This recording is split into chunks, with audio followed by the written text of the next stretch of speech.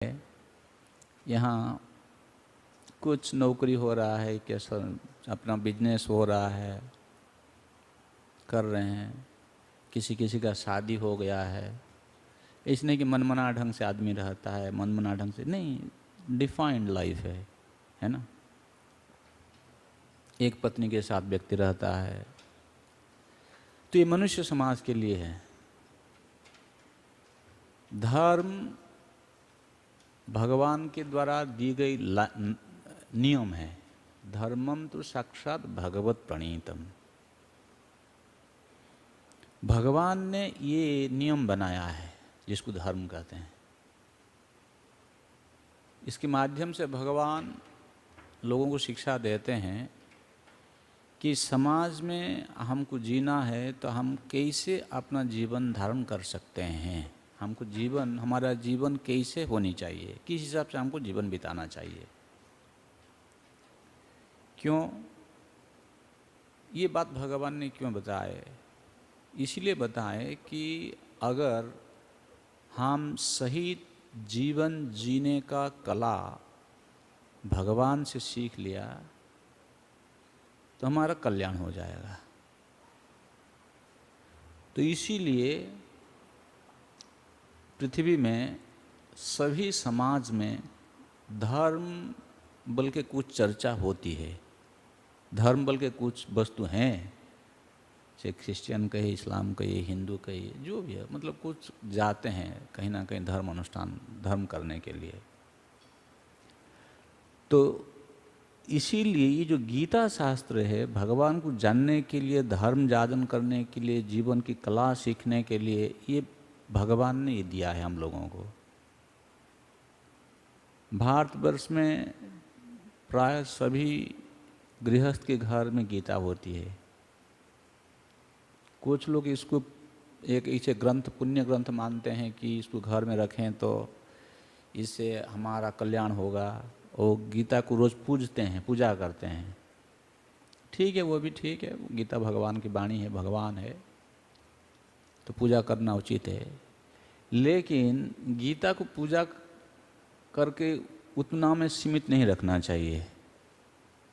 गीता जो है ये एक जीवन संबंधी उपदेश है। किस समय इस उपदेश को दिया गया था आप लोगों को पता है? इस पृथ्वी का सबसे बड़ा महायुद्धा गंडीवधारी अर्जुन, जिनकी धनु टंकार से पूरा जगत त्रस्त हो जाता था, इतना बड़े महान व्यक्ति, और कुरुकुल में जिनका जन्म हुआ था, बहुत विशाल विद्वान थे अर्जुन, सब ओर से बहुत समर्थ व्यक्ति थे अर्जुन। ऐसे नहीं कि कई थर्ड क्लास का व्यक्ति जिसको कोई कुछ आता नहीं है, उसी को ये ज्ञान दिया गया था। तो गीता में भी भगवान खुद कहते हैं कि इमं विवस्वते योगम प्रोक्तवान अहम अव्ययम विवस्वान मनोविप्राह मनुरिक्षा कवि ब्रवीत। ये जो गीता जो ग्रंथ है, इसका ज्ञान किसको किसको दिया गया था? विवस्वते, इमं विवस्वते योगम, विवस्वान राजा, उनको दिया गया था। हाँ, सूर्यवंशी विवस्वान, सूर्यदेव। उसके बाद विवस्वान मनोविप्राह, विवस्वान उन्होंने मनु महाराज को दिया।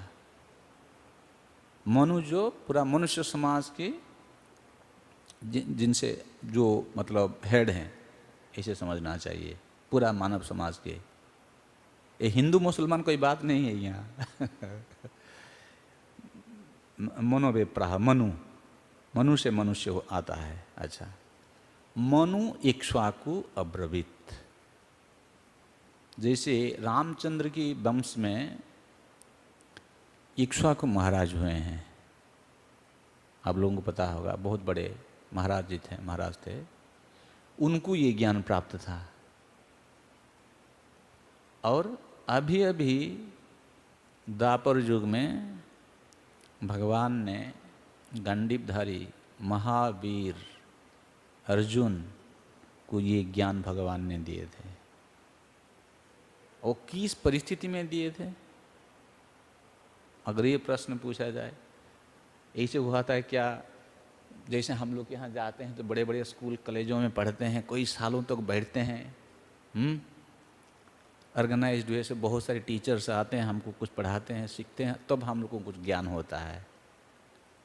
बहुत अच्छी परिस्थिति में ज्ञान व्यक्ति अर्जन करता है। लेकिन गीता ज्ञान कब दिया गया था अर्जुन को? सबसे विकट परिस्थिति में, सबसे क्रिटिकल सिचुएशन में। आप लोगों को पता है, अर्जुन पांडव पक्ष से लड़ रहे थे और उस साइड से कौरव सेना थे, दुर्योधन की पार्टी, युधिष्ठिर महाराज की पार्टी, दुर्योधन की पार्टी। अब रणभूमि में सब लोग पहुंच चुके हैं, रण तैयार है, युद्ध अब होने वाला है। और युद्ध होने से पहले उभय पक्ष की जो सेना नायक होते हैं वो पहले शंख वादन करते हैं।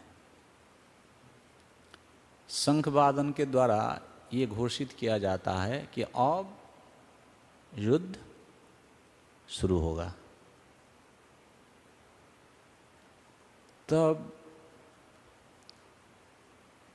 अब सब कुछ तय है, दोनों ओर से ये शंखवादन, भेरी इत्यादि का सब निनाद शुरू हो गया है। मतलब अब युद्ध का अवसर शुरू हो गया, मतलब अब युद्ध चालू होने वाला है। समझ सकते हैं कितना इंटेंस सिचुएशन है।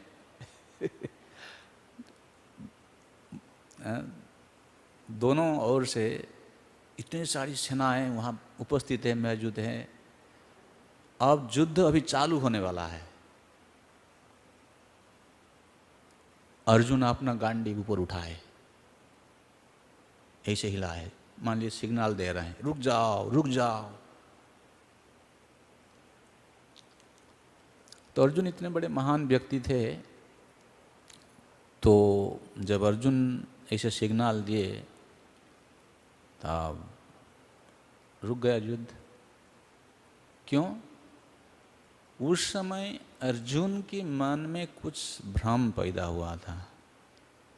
इसको भी समझ लेना चाहिए कि आप बोले, आप प्रश्न कर सकते हैं मुझे कि आप अभी बोले कि अर्जुन बहुत बड़े विद्वान व्यक्ति थे, बहुत बड़े गण्यमान्य व्यक्ति थे, राजा थे, कुरुवंश में उनका जन्म हुआ था,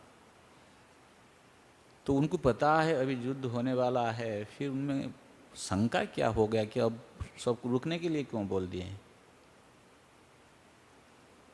तो यही कारण है कि इस संसार में हम जैसे जीव हर रोज अपना जीवन संग्राम में लगे हुए हैं। यहाँ जितने भी आप लोग बैठे हैं, कई एक आप हाथ उठाइए, बताइए आपका जीवन में आपका कोई संग्राम नहीं है। ऐसे कई व्यक्ति है यहाँ?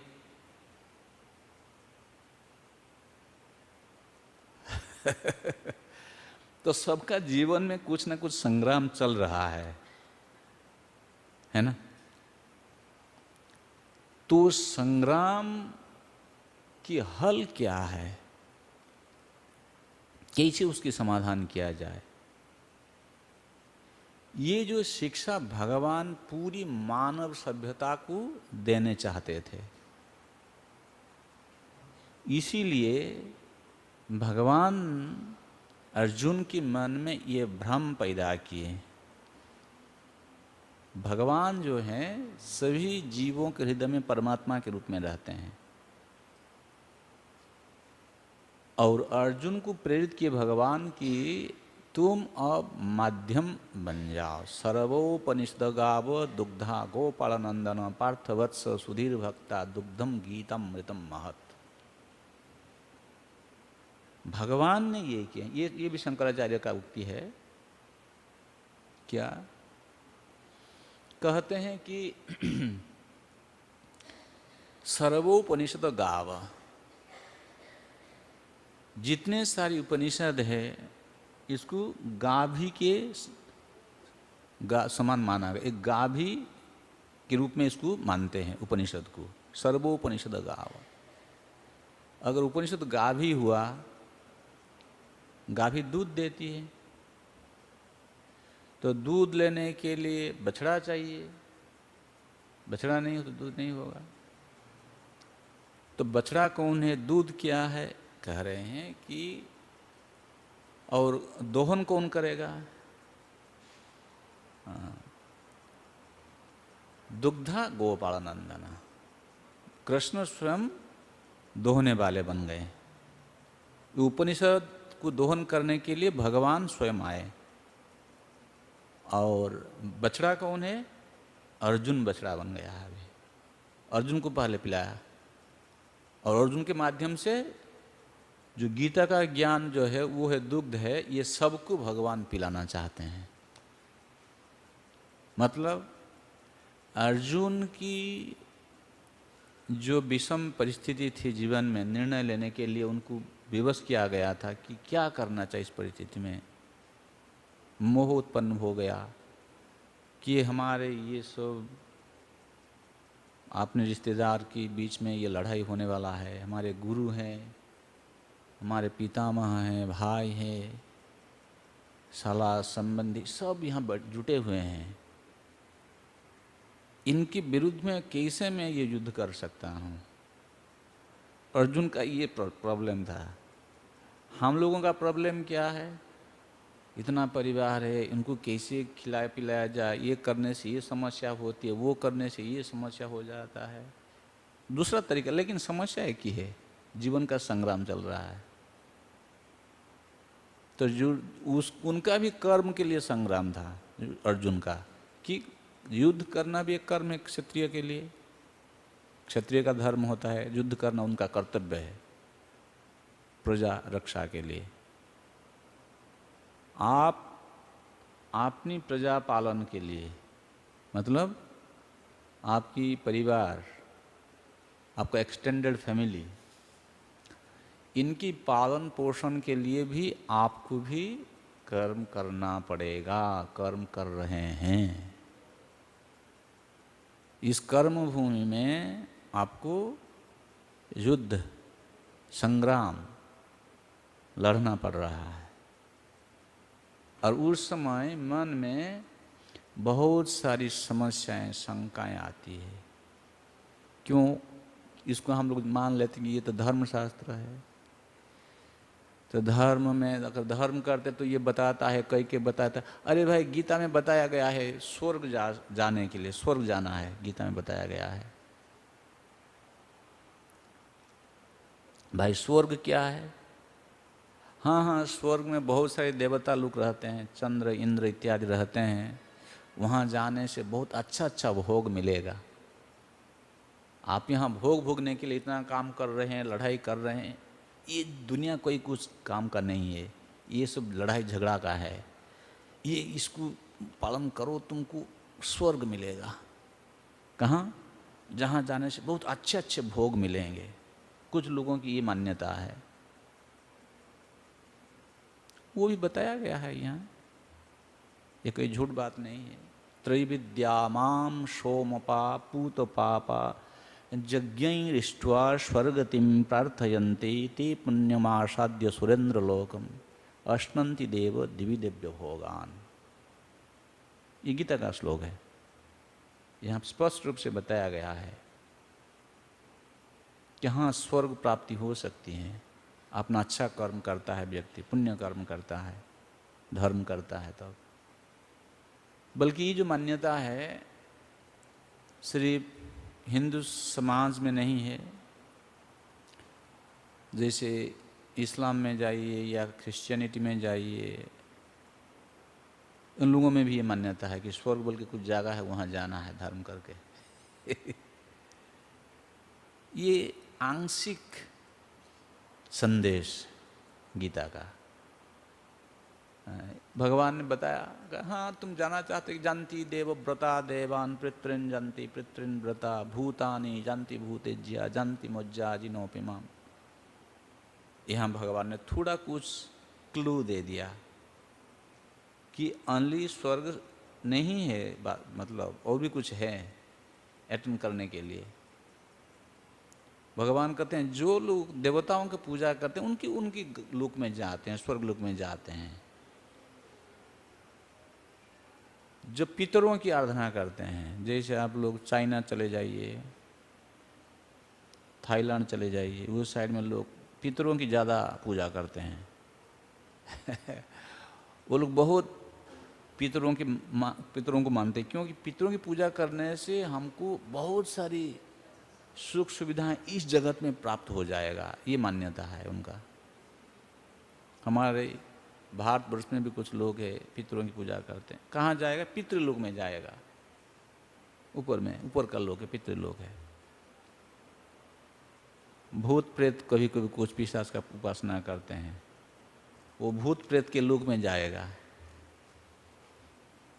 लेकिन भगवान कहते हैं जो अगर मेरी भक्त बन जाएगा वो मेरे पास आएगा, भगवान के पास आएगा। वो कहाँ है? वो इस संसार से ऊपर है। मतलब दुख के लिए जो हम लोग तरस रहे हैं, हमको दुख नहीं चाहिए। सब लोग को ये चाह रहती है कि हमें दुख नहीं होना चाहिए, हम दुख भुगतना नहीं चाहते हैं। वो चाहते हैं ऐसी एक स्थिति में हम रहें जहां हमें दुख न मिले। ये सत्य बात है। एक स्थान है जहां जाने के बाद दुख नहीं मिलेगा, वो है भगवत धाम जिसको कहते हैं। वो इस जगत के परे हैं। तो ये सब ये गीता में कहा गया है। अब प्रश्न होता है तो हम सुख के लिए प्रयत्न करते हैं तो हमको बताया जाता है स्वर्ग जाओ, तो उसमें क्या प्रॉब्लम है? प्रॉब्लम यह है क्षीणे पुण्य मर्त्यलोकम विशंति। जैसे आपको उदाहरण देकर समझाते हैं। आपने इस देश में अभी रहे हैं, आए हैं, मान लीजिए किसी ने टूरिस्ट हिसाब से यहाँ आया है। टूरिस्ट के हिसाब से मतलब उसका कुछ अच्छा कमाई है, बैंक में कुछ लाखों रुपया है, 2-4 लाख रुपया होगा, जो भी जितना भी हो, है ना, तब तो इसको वीज़ा मिला है यहाँ, नहीं तो वीज़ा नहीं मिलेगा। तो वो जो मान लीजिए एक उदाहरण लेते हैं, एक व्यक्ति के पास 2 लाख रुपया है या 5 लाख रुपया है मान लीजिए, इस देश में वो आ गया। तो वो देश में, ये देश में जब आ गया, इस देश में रहने का, खाने का, घूमने का खर्चा तो बहुत बड़ा है ना, ज़्यादा खर्चा है। तो उसके पास 5 लाख रुपया है, तो कब तक यहाँ रह सकता है वो बताइए? बताइए। जिसके पास 5 लाख चलेगा 1-1.5 महीना। अच्छा, मतलब वही कह रहे हैं कि 5 लाख। इसका अर्थ यह है कि 5 लाख रुपये नहीं, मतलब कम से कम उससे जाने का टिकट का पैसा रखना पड़ेगा। जो टिकट है वो हमको वापस लेके जाएगा, है ना। अगर टिकट नहीं होगा तो मुश्किल है, जा नहीं पाएगा, मुश्किल हो जाएगा, यहाँ फिर जेल में बंद हो जाएगा। तो टिकट के लिए पैसा जो है, उसके बाद जो पैसा उतना खर्च हो जाएगा, तो अब क्या करेगा? टिकट का पैसा छोड़ के अगर मान लीजिए सब पैसा खर्चा हो गया, मान लीजिए उसको 50,000 रुपया खर्चा लगेगा टिकट का, तो उसके पास 4.5 लाख है। जब 4.5 लाख खर्चा हो जाएगा तो उसको तुरंत इंडिया लौटना पड़ेगा। क्या समझ रहे हैं ना? तो इसका हिसाब भी वही है, क्षीणे पुण्य मर्त्यलोकम विशंति। आपने वहाँ गया, वहाँ जा करके भोग भोगा, पुण्य है आपके पास, ये बैंक बैलेंस जो है पुण्य है, और ये जब क्षीण हो जाता है तब तो आपको यहाँ भेजा जाता है, और यहाँ जब आप आएंगे फिर आपको ऐसे जोनी में भेजा जाएगा आपका जैसा कर्म है। ये भागवत में विशाल रूप से वर्णन है इसके बारे में। तो जोनी में जन्म होगा, फिर यहीं कष्ट हम भुगते रहेंगे, फिर पुण्य कर्म करेंगे, फिर वहाँ जाएंगे, फिर यहाँ आएंगे। भाई ऐसे चलता रहता है, लेकिन हमारा समस्या तो समाधान नहीं हुआ। हम नित्य भोग, नित्य आनंद चाहते हैं, जो भोग कभी भी समाप्त ना हो। लेकिन हमारा तो यहाँ वहाँ यातायात हो रहा है, गमनागमन चल रहा है, तो हमारा तो प्रॉब्लम सॉल्व हुआ ही नहीं। तो इसीलिए कहते हैं कि जहाँ भगवान रहते हैं वो नित्य धाम है, जहाँ आप नित्य सुखी रह सकते हैं। नित्य सुखी मतलब जैसे यहाँ हमें बार बार जन्म लेना पड़ता है, जिस शरीर में हम आ जाते हैं, कभी कभी हमें रोग होता है और बुढ़ापा आती है, फिर मृत्यु होती है। कोई ये सब नहीं चाहता है, किसी को ना बुढ़ापा ग्रसना चाहिए ना मृत्यु होना चाहिए। यहाँ कोई है, कोई मानता है कि हमको बुढ़ापा ग्रसित कर लें? कोई नहीं चाहता है। सब लोग चाहते हैं हम नित्य जवान रहें, है ना? क्यों? कि हम आनंद में जीना चाहते हैं, यही उसका उद्देश्य है। तो यहाँ ये संदेश दिया जा रहा है कि अगर आप चाहते हो नित्य आनंद स्थिति में रहना, आप रहना चाहते हो, तब भगवान के पास चले जाओ। और भगवान के पास जाने के लिए हमको क्या करना पड़ेगा? भगवान का निर्देश पालन करना पड़ेगा। वो कहेंगी कि आप अगर मेरे पास आने चाहते हो तो ऐसे ऐसे काम करो। तो यही है गीता। और यहाँ के जो लोग हैं जो अपना कर्म में लगे हुए हैं, कर्म से भी कभी कभी व्यक्ति परेशान हो जाता है, चाहता है कि हम ज़्यादा दिन जिए, रोग ग्रसित कर लेता है, बुढ़ापा आ जाता है, बहुत दिक्कत हैं। ये सब दिक्कतें का समाधान इसने भगवान बता दिया है कि तुम मेरी शरण में आ जाओ। अंत में भगवान का जो संदेश है, कहते हैं सर्वधर्मान परित्यज्य मामेकम शरणम व्रज अहम त्वाम सर्व पापेभ्यो मोक्षयिष्यामि मा शुचा। व्यक्ति पाप के लिए बहुत रोता है, वो भय है उसको बहुत, इतना पाप हो गया, पता नहीं क्या होगा। भगवान कहते हैं सब धर्म छोड़ दो तुम और मेरी शरण में आ जाओ, तो क्या होगा? अहम ताम सर्व पापेभ्यो मोक्षयिष्यामि। भगवान कहते हैं मैं तुमको सभी पापों से मुक्त कर दूंगा। सोचो मत, इतना बड़ा गारंटी भगवान ले रहे हैं।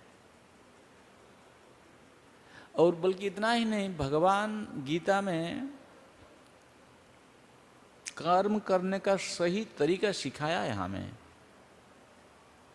किस हिसाब से हमको अपना जिंदगी जीना चाहिए। तो ये जो सब कथाएं हैं, जो धार्मिक व्यक्ति जो चाहता है कि हम अपना जीवन में सुखी रहें, हम अच्छा जीवन बिताएं, ज़्यादा से ज़्यादा लोगों को ये मान्यता है कि हम एक धार्मिक व्यक्ति बनना चाहते हैं, धर्म जाजन करना चाहते हैं। तो यही भगवान का संदेश है गीता में कोल मिला करके। मैं थोड़ा सा आपको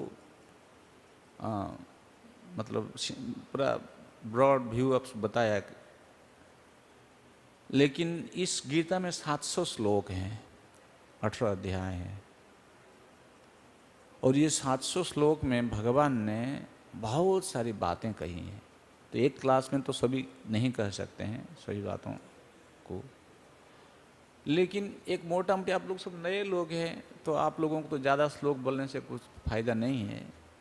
अगर आप ये गीता लेते हैं, जैसे ये हमारे संस्था की गीता है, इसमें फ़ायदा यह है कि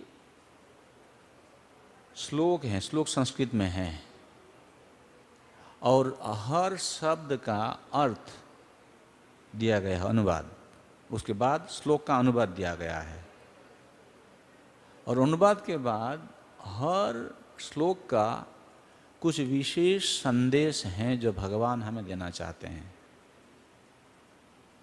ऐसे नहीं कि भगवान ने ऐसे एक श्लोक बोल दिया हो गया, नहीं, वो क्या समझाना चाहते हैं, तो वो तात्पर्य इसको कहते हैं। वो तात्पर्य ने बहुत बड़े बड़े महात्माओं ने लिखे हैं। जैसे एक महात्मा है बलदेव विद्याभूषण, उनके बारे में थोड़ा बताते हैं। बलदेव विद्याभूषण जो है वो बहुत बड़े वैष्णव थे। उनको साक्षात मदन मोहन का आशीर्वाद था। आप वृंदावन जाएंगे तो वृंदावन में राधा मदन मोहन जी का मंदिर है। कृष्ण का ही एक रूप है मदन मोहन। वह मदन मोहन की विशेष कृपा से उन्होंने ये कमेंट्री लिखा है। और प्रभुपाद जी ने क्या किए, उनका जो कमेंट्री है, उनका कमेंट्री मतलब राधा मदन मोहन का जो कमेंट्री है, समझ लीजिए, तो उसको उन्होंने अनुवाद किया प्रभुपाद जी ने। प्रभुपाद जी ने कुछ इसको जोड़ा नहीं, उससे कुछ हटाया नहीं। इसीलिए इस गीता का नाम पड़ा एज इट इज, मतलब यही था जो मैसेज वही मैसेज है यहाँ, उसमें कोई परिवर्तन नहीं किया गया है। इसलिए गीता का नाम है Bhagavad Gita as it is. तो आप अगर इसको ले जाएंगे, अब पढ़िए, हम कहेंगे। देखिए बहुत सारी लोगों में ये पढ़ने का एक मन रहता है, पढ़ते हैं लोग, मैगजीन पढ़ते हैं, न्यूज़पेपर पढ़ते हैं, नॉवेल पढ़ते हैं। तो हम कहेंगे कि इसको भी आप पढ़िए। इसको जब आप पढ़ेंगे, श्लोक पढ़ेंगे, अनुवाद पढ़ेंगे, तात्पर्य पढ़ेंगे, आपको बहुत सारी चीज़ समझ में आएगा। जैसे आप बोल रहे थे कि आपके पास है, लेकिन जो अनुवाद है, श्लोक का अनुवाद है, तात्पर्य नहीं है। हम कहेंगे आप ये गीता ले सकते हैं। आपके पास गुजराती है, गुजराती भी है, गुजराती, हिंदी, क्या क्या गुजराती है, मराठी है, तेलुगु है, उर्दू है, गुजराती, मराठी, तेलुगु, हिंदी, नेपाली, इंग्लिश, फ्रेंच। आपको जिस भाषा में लगता है, मतलब उसको अनुवाद किया गया है बाद में, आपको जिस भाषा में अच्छा लगता है आप ले जाइए और हम कहेंगे आप पढ़िए। देखिए आप इसके साथ जुड़ें या न जुड़ें कोई बात नहीं है, लेकिन भगवान की बात समझना बहुत जरूरी है सबको। पढ़िए आप, और पढ़ने के बाद अगर आपको कोई शंका होती है, कुछ संदेह पैदा होता है, हम लोगों से संपर्क कीजिए। मैं भारतवर्ष से हूँ, मायापुर से आया हूँ। मायापुर हमारा वर्ल्ड हेडक्वार्टर है इस्कॉन का। वहाँ हम एक कॉलेज चलाते हैं, जिस कॉलेज का मैं चेयरमैन हूँ। उस कॉलेज में लोग विदेश से इसको पढ़ने के लिए आते हैं। 90% of my students are coming from outside of India. किस किस भाषा में इसको हम पढ़ाते हैं? इंग्लिश में पढ़ाते हैं, रशियन में पढ़ाते हैं, जापानीज में पढ़ाते हैं, तेलुगु में पढ़ाते हैं, तमिल में पढ़ाते हैं, चाइनीज में पढ़ाते हैं। सब लोग आते हैं पढ़ने के लिए इसको हमारे स्कूल में। आप लोग यहाँ कॉलेज में पढ़ने के लिए बहुत सारे भारतवर्ष से आते हैं यहाँ पढ़ने के लिए कॉलेज में। यहाँ से लोग हमारा कॉलेज में पढ़ने के लिए, गीता पढ़ने के लिए, भागवत पढ़ने के लिए आते हैं। हमारा नेक्स्ट सेमेस्टर चालू होगा 5 नवंबर। अगर आपको लगता है कि कहीं आएगा पढ़ने के लिए तो उसको ये संदेश आप दे सकते हैं। मायापुर इंस्टीट्यूट हमारे इंस्टीट्यूशन का नाम है। बहुत बड़े बड़े सन्यासी हैं, पढ़ाते हैं इसको। हमारा एक सेमेस्टर में एक कोर्स है जिसको हम भक्ति शास्त्री कहते हैं, जिसमें गीता एक भाग है और भी सारी ग्रंथ पढ़ाया जाता है। 6 टीचर पढ़ाते हैं एक कोर्स को। मतलब जैसे यूनिवर्सिटी में आप लोग पढ़ते हैं, पीरियड होता है, फिर एग्ज़ाम होता है, बिल्कुल सर्टिफिकेट भी हम लोग देते हैं एकदम पूरा विधिवत रूप से।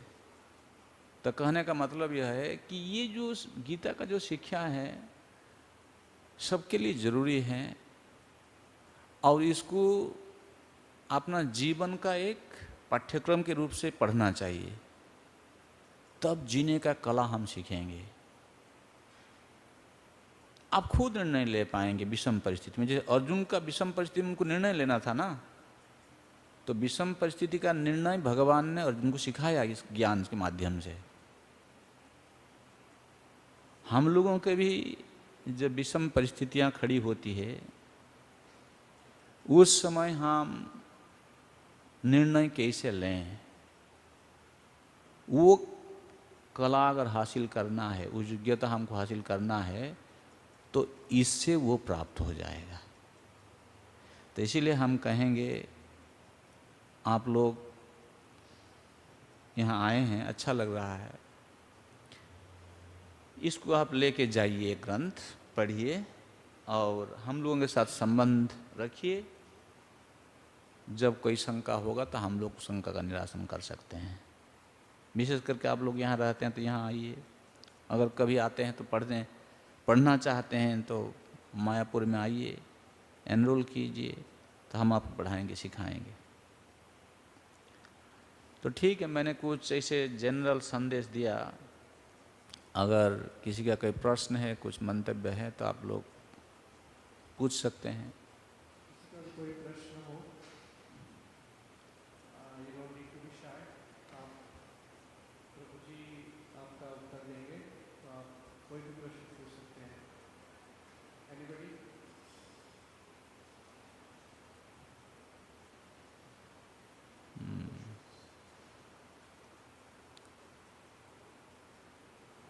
किसी का कोई प्रश्न नहीं है? ठीक है, अगर प्रश्न नहीं है तो फिर यही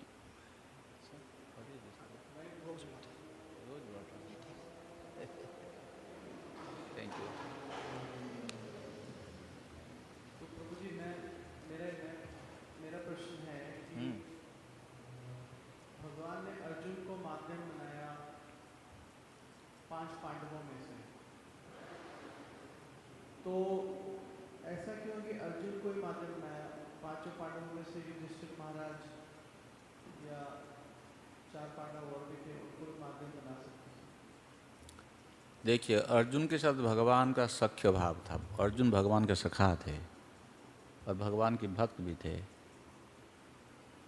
जैसे आपको कहें हम कि एक उदाहरण लेते हैं। एक पिताजी के 2 पुत्र हैं और पिताजी अभी बिजनेस से रिटायर लेना चाहते हैं, तो एक पुत्र को सौंपना पड़ेगा। आप बताइए पिताजी किसको, कौन, दोनों पुत्र हैं पिताजी के, दोनों में से किसको वो सौंपेंगे? एक अबाध्य है और एक बहुत उनके करीब है, उनकी सब कुछ सुनता है, उनकी मान्यता करता है। तो ये दोनों में किसको वो अपना बिजनेस देंगे? जो सुनता है उनका बात। तो ये उदाहरण के माध्यम से ये समझाना चाहते हैं कि जो निकट होता है उनको सारी बातें बताया जाता है। तो अर्जुन जो थे, अर्जुन भगवान के सखा और भक्त भी थे। तो सखा और भक्त इसीलिए भगवान ने उनको चुना था। यद्यपि सभी पांडव भगवान के भक्त थे, लेकिन अर्जुन के साथ और ज्यादा भगवान की घनिष्ठ संबंध था। अर्जुन भगवान के साथ इतना घनिष्ठ थे, अर्जुन जब सोते थे उस समय भी भगवान की उनकी याद रहता था। कभी भी नहीं भूलते थे भगवान को, भगवान की स्मरण करते थे, भगवान नाम जप करते थे। घटना इस प्रकार की है, एक बार भगवान द्वारका में अपना महल में सो रहे थे, रात में अचानक उन्होंने जगे। तो रुक्मिणी जी ने बोली कि प्रभु इतना रात में आप कहाँ, क्या हो गया, आप कहाँ जाना चाहते हैं? तो बोले तुम जानना चाहती हो? बोले हाँ। तो भगवान कहे मेरे साथ आओ। तो भगवान रुक्मिणी जी को अपने साथ में लेकर के अर्जुन जिस कक्ष में सो रहे थे उसमें गए। वहाँ जा कर के भगवान ने कहे कि अर्जुन के मस्तक के पास तुम्हारा कर्ण लगाओ। तब जब उन्होंने कर्ण लगाई तब इनको ये आवाज़ सुनाई दिया, कृष्ण कृष्ण कृष्ण कृष्ण, आवाज़ आ रहा है। तो इसका अर्थ है अर्जुन कभी नहीं भूलते थे भगवान को, हर परिस्थिति में भगवान के साथ में रहते थे, बहुत निकट थे भगवान के, सबसे निकट व्यक्ति थे। इसलिए मैं कहना सबसे बड़े विद्वान, सबसे महान व्यक्ति थे अर्जुन। इसलिए उनको भगवान चुने थे, क्योंकि उनको देंगे तो सही रूप से इसको जगत में फिर सबके लिए फैलेगा। क्योंकि वो प्रश्न भी अच्छा अच्छा पूछे हैं इसमें। भगवान ने बहुत सारे, अर्जुन ने बहुत सारे प्रश्न पूछे हैं। अगर वैसे व्यक्ति नहीं होता तो वो प्रश्न नहीं पूछेगा। तो इसीलिए भगवान उसको चुने थे। भक्त ऋषि में सखा चेति रहस्यम हेतु दुत्तमम।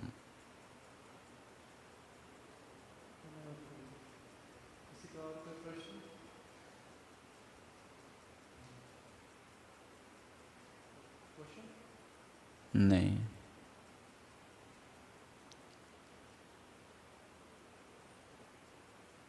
ठीक। बहुत से लोग महाराज ऐसे प्रश्न करते हैं कि उनको गीता जब पढ़ते हैं तो समझ नहीं आती। बहुत से, जब मैं क्लास लेता हूँ हिंदी में, तो बहुत से लोग ये बोलते हैं कि उनको गीता समझ नहीं आती। जब वो पढ़ना शुरू करते हैं फिर वो बंद कर देते हैं।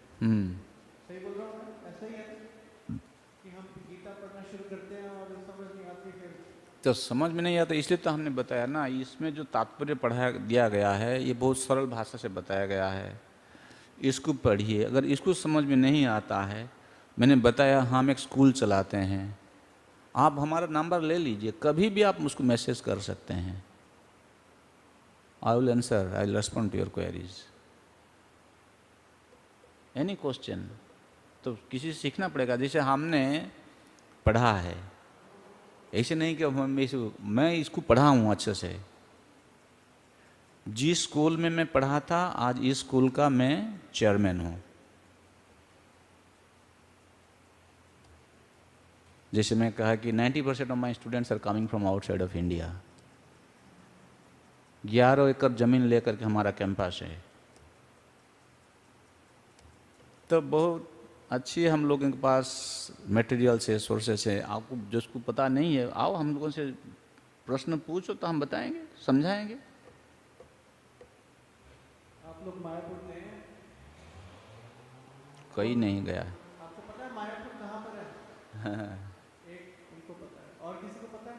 अच्छा उनको पता है। अच्छा अच्छा। हार्डली 3-4 लोगों को पता है हाँ, प्रभु जी मायापुर मायापुर आप ही बताइए थोड़ा।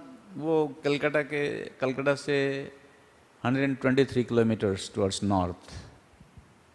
आप कलकत्ता जाएंगे तो कलकत्ता से आप मायापुर आ सकते हैं, सबको पता है। आप फ्लाइट से हैं तो एयरपोर्ट से भी टैक्सी ले सकते हैं, स्टेशन से भी टैक्सी ले सकते हैं। कहेंगे तो हमको मायापुर जाना है, वो लेके आ जाएगा।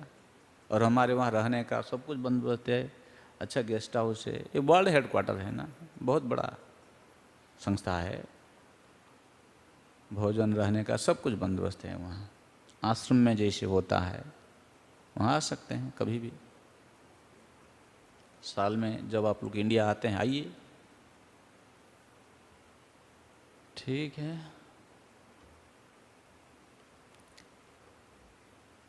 तो कितने भक्त लोग भगवत गीता जिनके पास नहीं है वो भगवत गीता आके प्रभु जी से ले सकते हैं। हमारे पास सारी लैंग्वेजेस की भगवत गीता है और श्रीमद् भागवतम भी है जिसमें भगवान की लीला का गुणगान किया गया है।